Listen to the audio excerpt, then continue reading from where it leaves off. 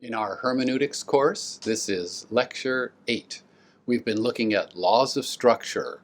Again, laws of structure are just particular relationships that we can see in written material. We can discover how this book or this section or even this paragraph or sometimes this sentence is structured. What constructions, what structures is the author using to present his case? So in this lecture, we'll look at progression, climax, bookends, and generalization to specifics. Progression, climax, bookends, and generalization. Progression is a step by step by step watching something happen. It can be in a single verse, it can be throughout a whole book, but watch out when you see different things happening. Watch out, is this just a series of things? I went to the grocery store and I bought bananas and apples and oranges and papaya. Or is it a progression? I went to the grocery store and I bought a little grape and then a bigger fruit, and then a bigger fruit, and then I bought a jackfruit.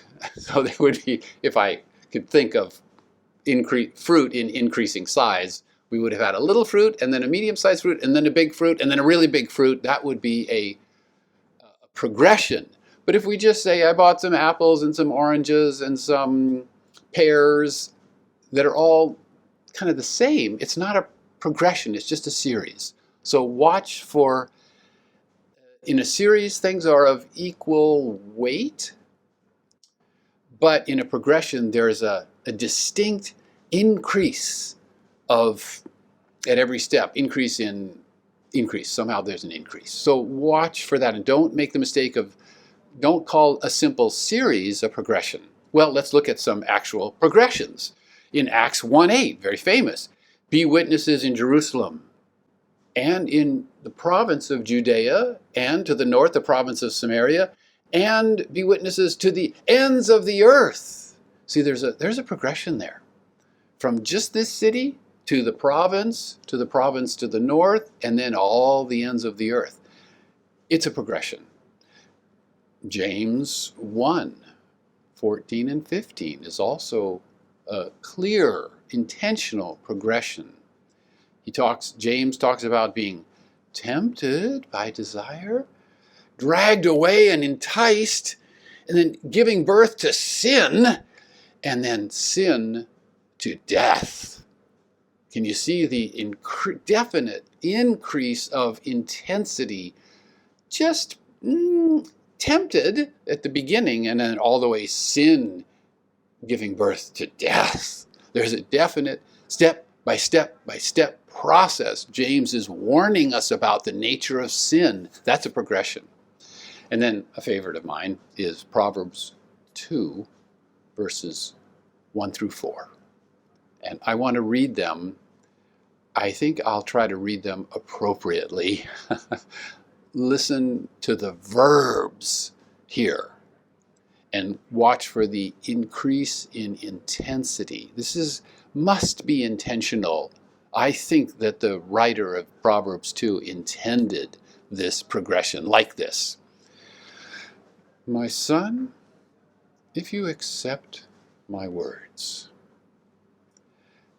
and store up my commands within you, turning your ear to wisdom, applying your heart to understanding, and if you call out for insight and cry aloud for understanding, and if you search for it as silver, if you look for it as for hidden treasure. See, there is an increase in the intensity, step by step increase in intensity in these verbs. The first verse is just Proverbs 2:1 is just if you just accept this. It's very mild. Accept. It's pretty mild too. Store it up in your heart. Just store it up. Yeah. Well, a little bit more intensity, a little bit more active involvement here. Turn your ear to wisdom. Apply your heart. But then, verse 3, call out, wisdom, I need you. Cry aloud for understanding. Yeah. And then reading the verse correctly, if you look for it as silver, search for it as hidden treasure. These things are very intense. People intensely look for silver. People intensely search for hidden treasure. And that's this progression. We should be like that. In fact, you get the distinct impression the writer of Proverbs is saying, don't just accept what I'm saying. You need to be searching for wisdom. And I like this passage in Proverbs too, because I think it's an exhortation to do the hard work of observation.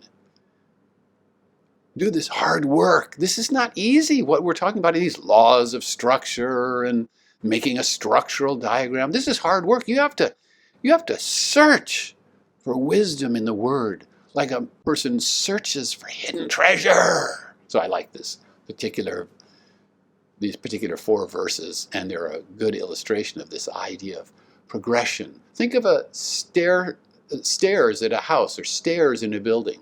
Not a ramp that's smooth, but stair step, up, up, up, up, like that. You'll see this often, but again, beware, if it's just a series of equally weighted items, don't call it a progression. Okay, another one is the climax or the peak. The text, the activity in the text, the emotion of the text, something in the text is getting increasingly intense up to a pinnacle, a peak, like the top of the mountain. After that, it gets less and less intense. So 2 examples, both from Exodus here, 12:29, the death of all the firstborn in Egypt is the climax of all the plagues that the Lord brought upon Egypt. Worse and worse and worse. The death of the firstborn, that tops everything. Okay. And then later in Exodus chapter 40, verses 34 and 35, finally the tabernacle is completed. And what happens at the pinnacle, the peak? The cloud and the glory of the Lord descend upon the tabernacle. And that's the pinnacle of the peak of the building of the story of the building of the tabernacle, and the way the book of Exodus builds towards that. God's glory dwells among his people in the tabernacle. That's the peak there. Now, another law of structure is, we call it bookends. Now, I was looking around here for matching bookends, and I was very disappointed. I couldn't find matching bookends. So you just have to pretend that these 2 things are matching, that they're both this shape, or if you want, they're both this shape, it doesn't matter, but they match. Now, why are we talking about bookends? Well, when you have a stack of books, you can hold up so that the books don't fall over. You put bookends at each end of the stack, the row of books. The row of books. You don't want that last book to fall over, or this first book to fall over. So you put bookends there to hold them together, hold the row of books up. And it's very nice if they're matching bookends. So these aren't matching, but you get the idea.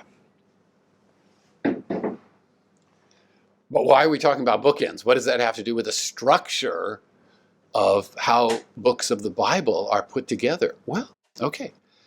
If you look at Psalm 150, we won't read the psalm here, we don't need to. I just want to point out that the psalm begins and ends with a hallelujah.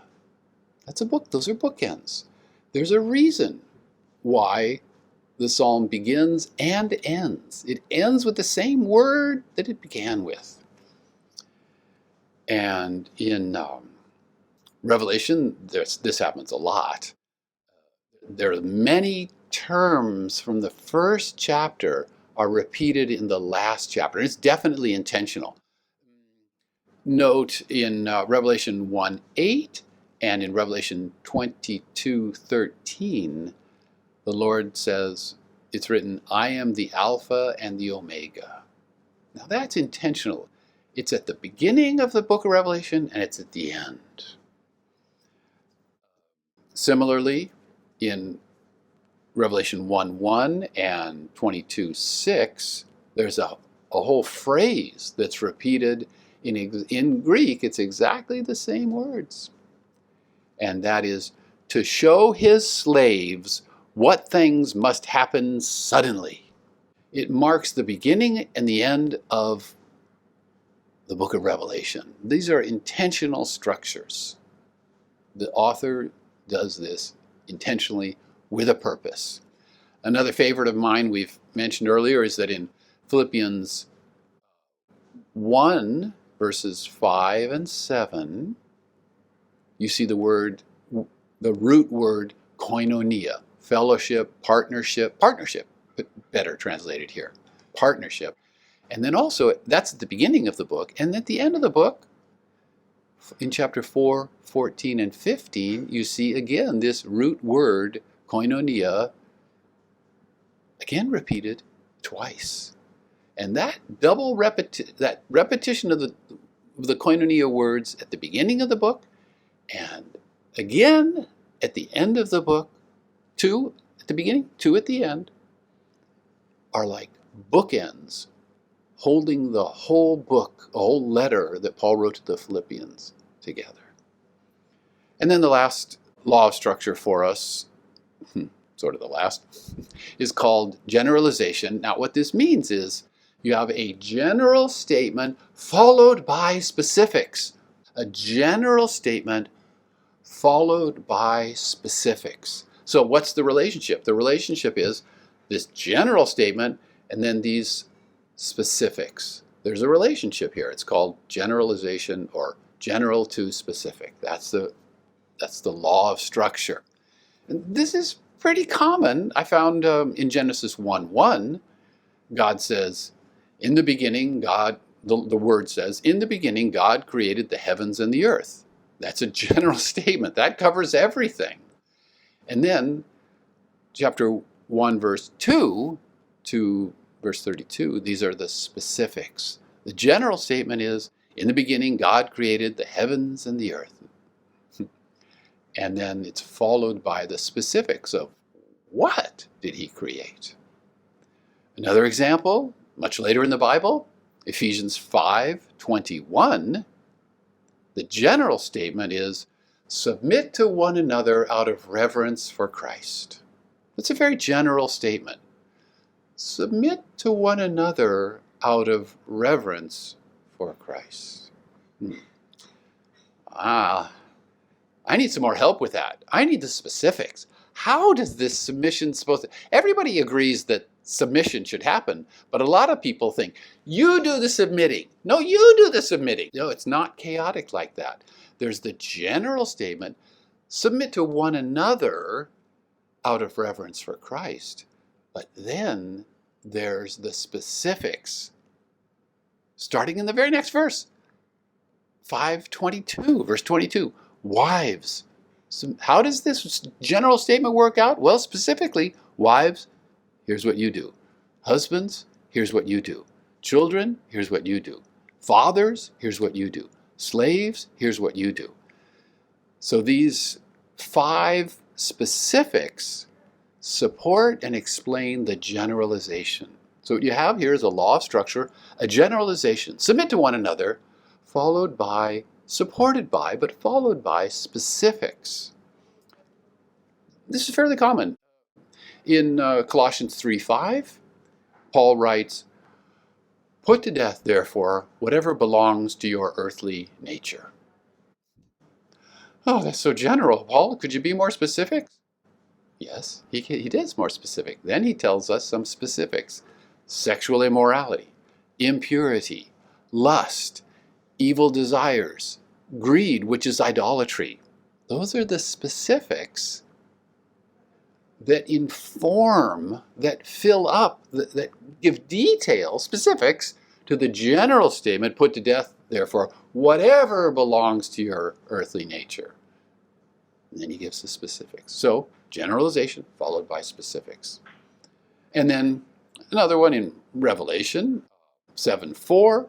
Then I heard the number of the sealed, 144,000, sealed from all the tribes of the sons of Israel. That's a general statement.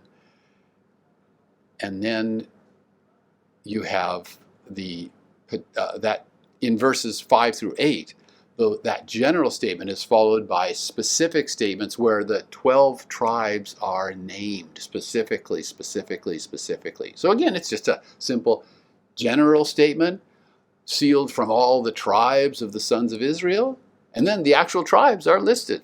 General followed by specifics. Yeah. So if there's a general followed by specifics, you also could have specifics followed by the general. And you do have in Genesis 1 verses 2 through 31, we mentioned that earlier, there's all the specifics of God's creation. And then in chapter 2 verse 1, it's followed by a generalization. The generalization is, and the heavens and the earth were completed with their hosts. That's the generalization. So really what you see in Genesis 1:1 through Genesis 2:1 is a general statement followed by all the specifics of what God has created, followed by another general statement. The law of structure, all of these laws of structure. Learn these things, write them down, have them handy beside your Bible. Have a note with these things handy so you can be looking for, I wonder if there's any progression here. I wonder if there's a contrast here. I wonder, as you learn this method, you want to have these laws of structure written on a list beside your Bible as you work for these things. These will help you find the structures that the author has used to communicate his purpose. And this is the end of our lecture 8.